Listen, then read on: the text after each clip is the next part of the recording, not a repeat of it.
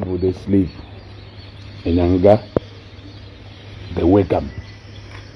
The other go. So I don't know the man na da mu ma shoku. Ozo ibeba akwa. For a long time oketa ile wo mmado na achwe onya omanya ka na ọma ho ni exist. E ka na ewe na achwe.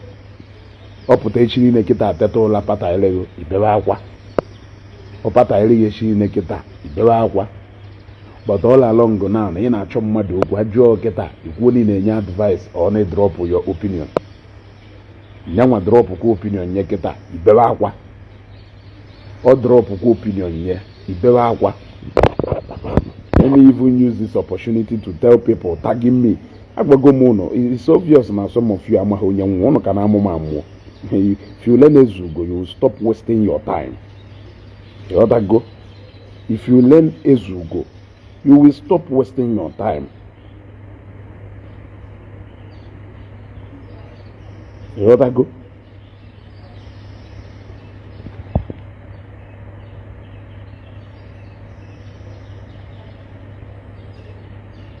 I want him to Ezugo or Judan Ezugo for my. You will stop wasting your time in most of the things on social media here. You know that go? Celebrating that na Ogechi Sholo, your queen mother wants to go and apologize to Mbaka.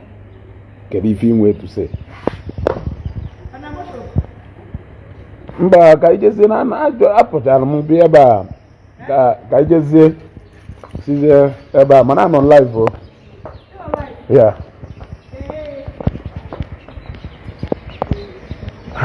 I'm on live, so. Nego ne.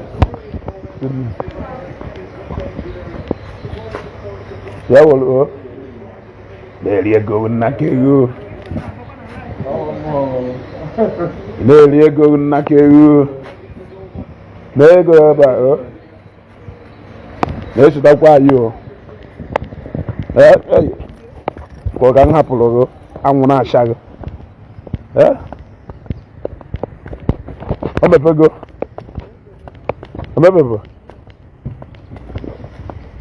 Yeah? Let me make it clear to some of you. Oh no, water. Or balloon. The other go. Oh no, water or balloon. Emuto Ezugo or balogo. Manager Emuto Ezugo. Now don't know waste the time. Now don't waste the time na Facebook. Nwa Ikuku maputa na Facebook ko bia celebrate ya.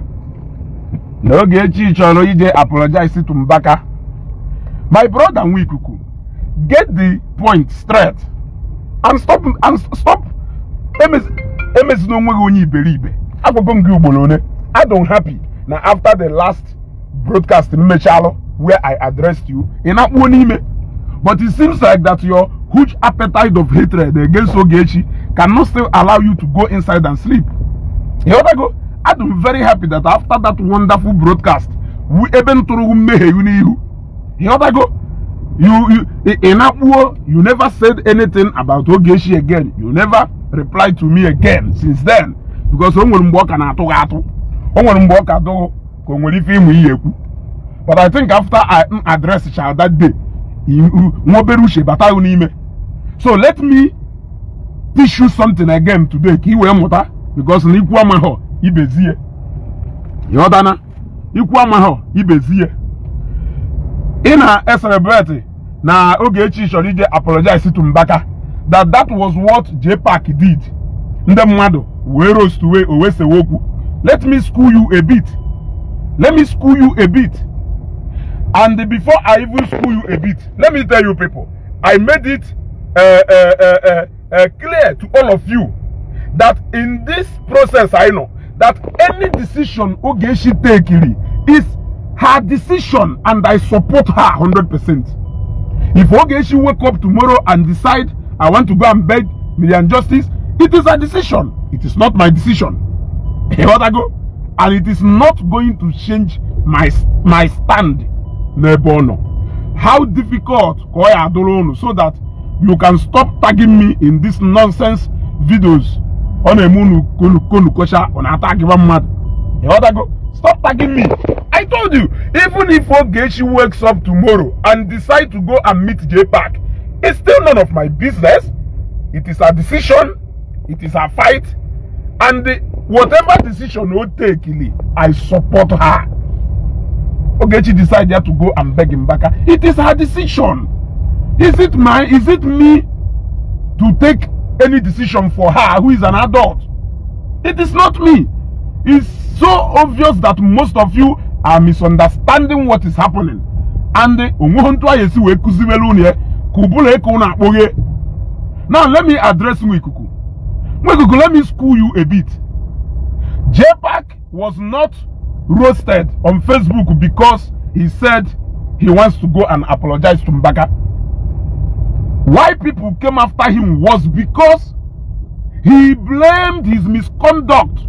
Because hence social EJ apologized. So go say now of go ni ifo melu. No, he blamed it on people. Yes, he blamed it on people. Nda ho blame on decided to come and answer for themselves. Yes. Ogechi kwurie we kwuye chi niile. Now whatever thing okulu about Mbaka is her decision. That it is her decision and her decision alone. So if she have decided to go and apologize to Mbaka for the reasons best known to her, what is my business in that? The problem lies with Onye. Man, he melu out of his own decision or whatever cause he made, but he decided to push the blame to other people, pretending that it was people who sent him to do that, pretending that it was people who manipulated him into doing that. An adult of 40-something years claiming that none of them push you into doing something. So, Nwa Ikuku, I want you to get your fact right. You up to now, what was so sad? You are always on Ogechi's neck for fighting for Zion and Zion. You are every day on Facebook fighting for Mbaka and the Mbaka alone. If you are that you may not like Mbaka, but the fact is that no one major Mbaka, you made this one, because only I don't think you will constantly come under attack on Zion and the Evangelist Ebukobi and Zion. You may pretend that you are advising people. Go and advise yourself. Go and advise yourself and your cohort. You ought to go. You ought to go. Common sense is not common, but if you have one today, it will be a plus. Because conduct is becoming so disgraceful, and I'm surprised that you are not seeing it the way we are seeing it. You ought to go. I'm so surprised. Every day, Father Nwebe said this, Father Nwebe said that.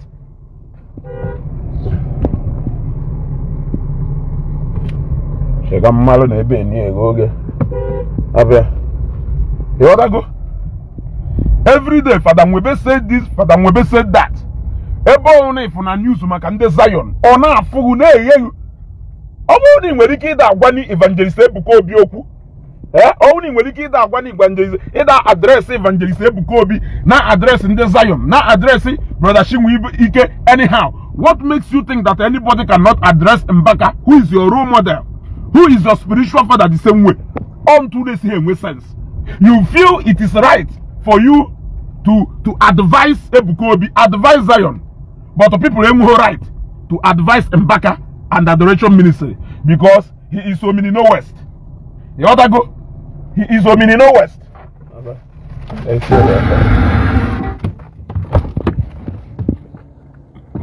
He didn't away there. I you got there.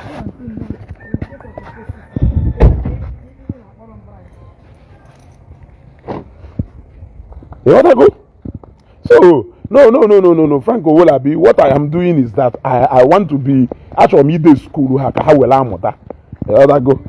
Sometimes when they behave in a childish way, you show them what maturity is all about so that they will learn. And good evening. So that they will learn. let me state it clear. Also Ogechi nyat la shule chinile teta decide you have to go and meet a JPAC or anybody. It is none of my business. She will still have my support. Yes, that is what is different. Activities and personal activities of Ogechi has nothing to do with me. I will not hide it. I stand by her because she's my friend. And I'm willing to stand with her all through. So if you want to just name one, may go do pala. Nazakwi moyo.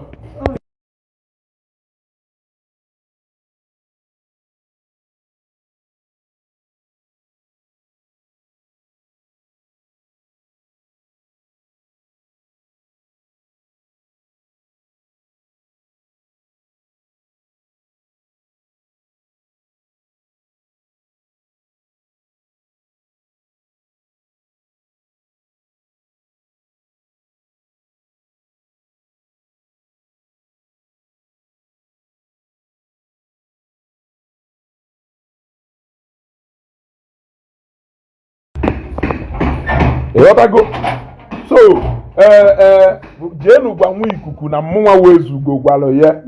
See ya, chile sime to abosha. Happy and make sure arrange ye. Jenu gwa Nwa Ikuku na Nwa wezugo sere ya ka nkuzeli ya akwụkwọ. Because they know the truth, but they always want to pretend like they don't know the truth. Nobody came after JPAC because he chose to go and apologize to Father Mbaka. It is his decision. It wasn't only him who said so. The problem was pushing the blame of what he did to some people. The same way I've said that any opinion I hold on this Facebook is my personal opinion.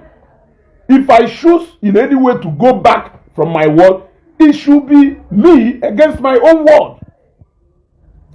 But where the problem lies, which you like, and that is why you are here ranting everywhere on Facebook, is not the congregation who push you that blame to. You like it, You always like when people say something ill about Zion and Ebukobi, you support it without even having a second thought. Man, about Mbaka, who is your God? Okay, now na Facebook. I wonder what makes you different from Zion in a What makes you different from them?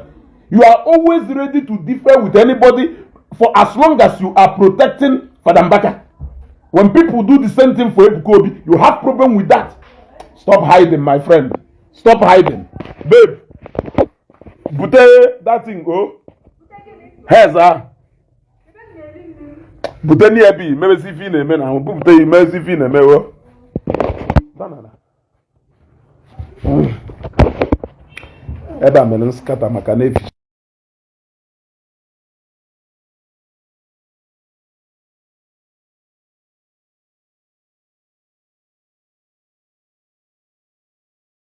Let me end this and come back. Okay, I think I'm coming back shortly. Just stay on alert. If you have notification, join. I'm coming back.